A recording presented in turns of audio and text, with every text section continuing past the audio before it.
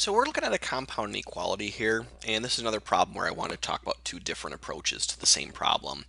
I'm going to start off with the new approach that you probably haven't seen before, and then we'll go back to what we've done previously in the class. But this is important for two reasons. One is if you're completely stuck and forgot how to do the problem, then here's just kind of a logical approach. Is literally we're going to use logic. We're going to use truth tables and logic to do this problem. But then also to check your answer. So if you do the problem kind of the normal way and want to say, all right, now that I got this, can I check it? Here's a good way to check it. So what we're going to do is we're going to go based on the multiple choice options here. And we're going to look at some value that is true in two of them and false in the other two. And so as I look at that, what jumps out to me is the number 0.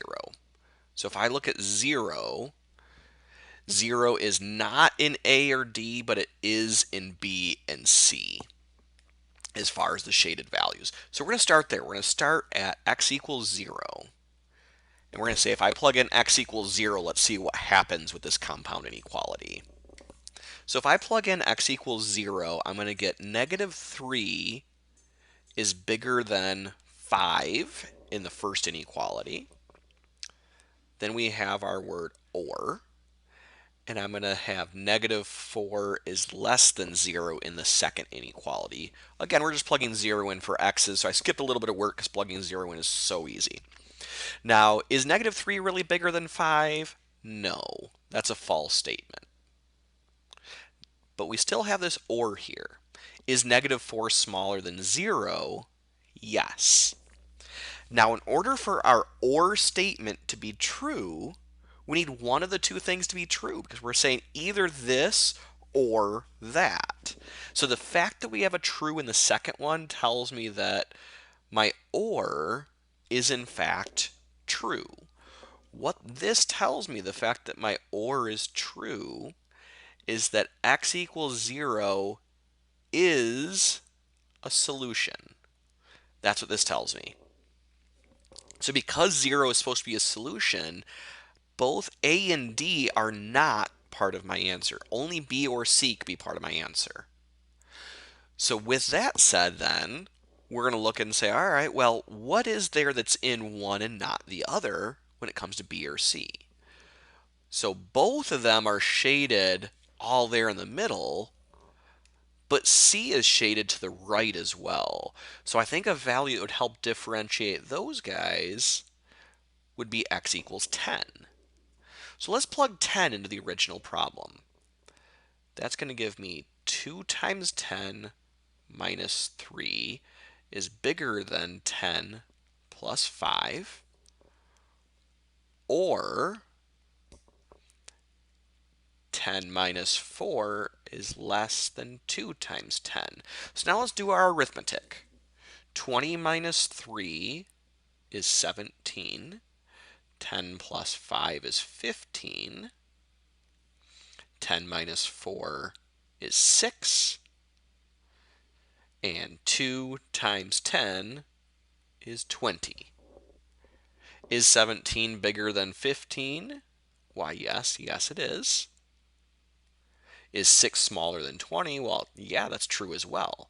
So as far as our or statement, it's definitely true because I needed at least one of them to be true, and they're actually both true. So that tells me x equals 10 is a solution, which tells me C is the correct answer because B didn't have 10 shaded. So that's how we could sort of work backwards from the answers and determine which answer is correct. It's not how we solved it throughout the semester. So let's, as a refresher, talk about how we did this throughout the semester. Let's basically start fresh here. We have 2x minus 3 is bigger than x plus 5, or x minus 4 is less than 2x. So let's solve each of those inequalities separately. The one on the left is fairly easy. We're going to subtract the x from both sides and then add the 3 to both sides and get x is bigger than 8. That's fairly straightforward and easy. But things get tricky over here on the right. Now, what's tempting to do is subtract the x over to the right to keep your coefficients positive. I can talk about that, but let's not do it. I'll talk about it in a second. That's what that arrow is going to represent. What I would rather do is subtract the 2x over to the left. Then I can add the 4 over to the right. And then I can multiply by -1 or divide by -1, whichever way you want to say it. But remember that when you multiply or divide by a negative, you have to change your inequality sign. So this gives us the compound inequality that we want to solve.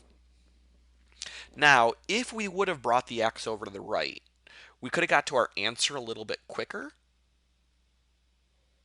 But a lot of people get messed up on this because in order to write this kind of normally with the x on the left, if you're just going to rewrite this, we can't just rewrite it as x is less than -4. What we got to do is say the alligator is eating the x. The big side of the inequality sign is touching the x. So if we're going to rewrite it, it's x is greater than -4, which is what we got the other way as well. So now to solve this compound inequality, remember that this is where we use the number line. We write it like this. We write our two important numbers of -4 and 8. For x to be greater than 8, we have an open circle and we shade everything to the right of that. To be greater than -4, we have an open circle at -4 and we shade to the right of that. But what we're actually trying to figure out is what gets shaded on the number line itself. So on the number line itself, we have three areas. To the left of -4, in between the two numbers, and to the right of 8. So to the left of -4, we want to look up and say, do I have red or blue? And I don't have either one, so I don't shade anything there. But then as I look in the middle between -4 and 8, do I have red or blue above this? Yes, I have red. Then as I look at the rightmost interval, do I have red or blue above this? Yeah, I have them both. So I should actually be shading everything from -4 and everything to the right. And that does check out that C is the correct.